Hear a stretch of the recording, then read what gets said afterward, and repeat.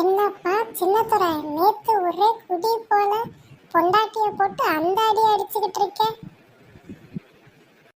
ஐயோ, நீங்க வேற என்ன, நானே குடியை விட்டு திரும்பி ரொம்ப நாள் ஆச்சு. குடியே கிடைக்கும்னு பல பேருக்கு நாட்டுல நான் சொல்லிக்கிட்டு இருக்கேன்.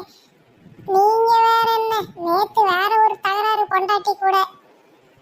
அப்படி என்னப்பா தகராறு?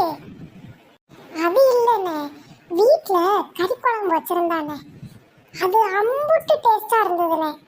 எப்ப டேஸ்டா இருந்ததுக்கலாமாப்பா போட்டு பொண்டாட்டிய போட்டு அடிப்பேன்?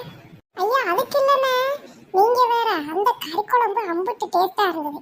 மத்தியானமே சொல்லிட்டு போனேன், ஏடி நைட்டு கொஞ்சோண்டு எடுத்து வை, இந்த மாமே வந்து நல்லா வாய்க்கு ஒக்கடையா திங்கன்னு சொல்லிட்டு போனேன். அது சரி. அப்புறம் அவ என்னடானா பக்கத்து வீட்டுல கோயிலா இருக்காளானே, அவளுடைய மகனுக்கு தூக்கி எல்லா கறிக்குழம்பையும் கொடுத்துட்டானே.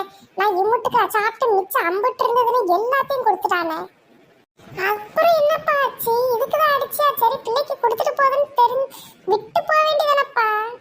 ஐயோ நீங்க வேற என்ன, அவ என்னடானா இவ்வளவு கொடுக்குற டெய்லி ஒரு அண்டி சாப்பாடை போய் கொடுத்துருதா, என்ன வச்சாலும் போய் கொடுத்துருதா.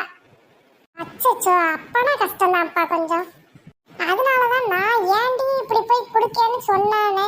அதுக்கு அவ என்ன சொன்னா தெரியுமா? இல்லப்பா, நம்ம தங்கச்சி அதுக்கு என்ன சொன்னுச்சு? ஊராறு பிள்ளைய ஊட்டி வளர்த்தா தான் பிள்ளை தானா வளரும்னு சொல்லி பழமொழி சொல்லுதானே. அதுக்காக தான் அந்த பிள்ளைக்கு போய் கொடுத்துட்டு இந்த பிள்ளை நோஞ்சா மாதிரி இருக்குன்னு சொல்லி சொல்லுதா. அப்புறம் கடுப்பாகுமா ஆகாதா? ஆமாப்பா, பழமொழியை கரெக்டா தானே நம்ம பாப்பா சொல்லியிருக்கு. அட கூறுகட்ட அண்ணே, உனக்கு அந்த பழமொழி தெரியாதா? தெரியாதப்பா, கொஞ்சம் சொல்லி கேட்டுக்குவோம். அதாவது ஊராறு பிள்ளைய ஊட்டி வளர்த்தா தான் பிள்ளை தானா வளரும்னு எதுக்கு சொன்னாங்க தெரியுமா? பொண்டாட்டி யாரு? ஊராறு பிள்ளை. ஊராறு வீட்டுல இருந்து வந்த பிள்ளை.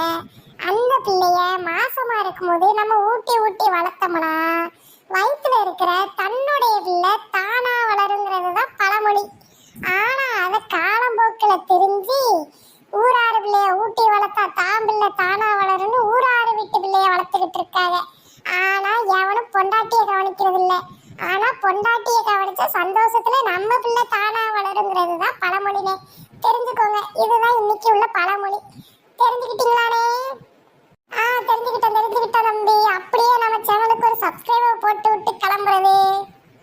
ஆமா, அப்படித்தான்.